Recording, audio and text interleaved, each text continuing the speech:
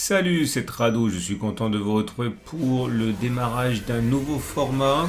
Alors après un moment de pause parce que le marché ne s'y prêtait pas, on va relancer les stratégies actions et on va relancer les stratégies actions avec des stratégies de trend following. Alors le trend following, c'est très simple, c'est la forme de trading la plus populaire aux États-Unis et les Américains sont beaucoup plus au fait des stratégies de marché que les Français en général, puisque bon, vous savez que leur retraite dépend beaucoup plus des marchés financiers que en France, donc ils s'y intéressent. Et l'idée du trend following, je le rappelle brièvement, c'est de ne pas tenter d'acheter au plus bas, de ne pas tenter de vendre au plus haut, mais de se laisser porter par les vagues successives de hausse et de baisse en tentant de prendre un morceau de la progression et en n'essayant pas d'avoir raison plus souvent que l'on a tort, parce qu'on aura généralement tort plus souvent que l'on a raison, mais le gain vient du fait que les gains, lorsqu'ils se matérialisent, sont généralement beaucoup plus importants que les pertes que l'on subit lorsque la stratégie ne fonctionne pas. Alors aujourd'hui, on va s'intéresser à Thales. Thales, forcément, un secteur très porteur de l'armement actuellement. Donc on a les fondamentaux derrière nous. Et il vient de se passer le déclenchement d'une stratégie assez connue de trend following qui est la cassure des précédents plus hauts de 52 semaines. Bref, si vous mettez sur un graphe hebdomadaire et que vous regardez 52 semaines en arrière, autrement dit un an, eh bien, vous voyez que les précédents sommets, si on remonte à mars 2022, on n'a rien eu de plus haut que ce qu'il y a actuellement. Le précédent sommet, c'est celui qu'on vient de casser, qui date d'il y a quelques semaines, qui était là à 119,95. On a une petite consolidation. C'était le précédent sommet de 1 an, 52 semaines, et on vient de clôturer au-dessus. Donc à partir de là, cela déclenche la stratégie d'achat. Alors, on a plusieurs façons de matérialiser la sortie de trade, qui en l'occurrence ici va être un trailing stop, comme on dit, c'est-à-dire qu'on ne décide pas de sortir, on se fait sortir par le marché lorsque la condition que l'on a mis en place est respectée. Et en l'occurrence ici, c'est la moyenne mobile exponentielle à 65 périodes qui va nous intéresser. Alors, clairement, ça veut dire que cette action rentre au portefeuille. Et on va laisser courir l'opération et on ne clôturera le trade que lorsqu'on clôturera donc en dessous de la moyenne mobile exponentielle à 65 périodes.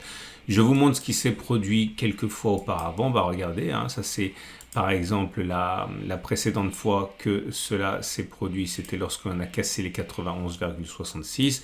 Il se serait agi d'acheter ici et vous voyez que le trade serait toujours en cours puisque la moyenne mobile à 65 séances n'a pas du tout été touchée. On en serait actuellement à 30% de hausse en une poignée de mois.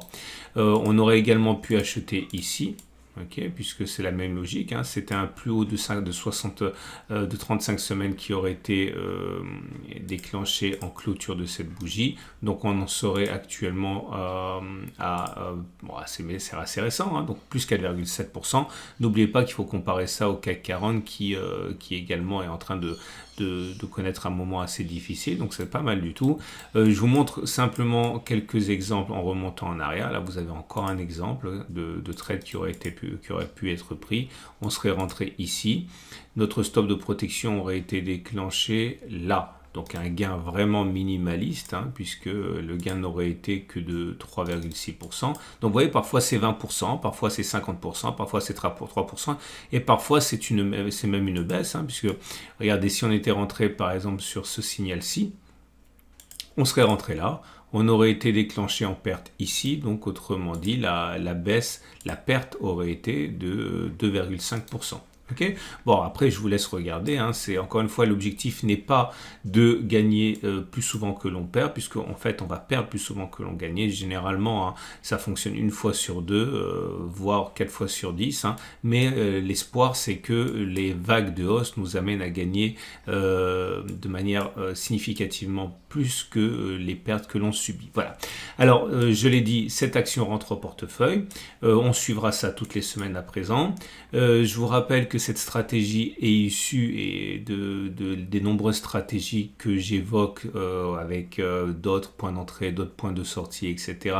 Et le money management qui est adéquat dans le module, le trend following, 2 vidéos qui font 25 minutes et 25 minutes. Je vais essayer de vous montrer un panel assez complet des différentes stratégies. En tout cas, voilà, c'est parti pour la première action en portefeuille.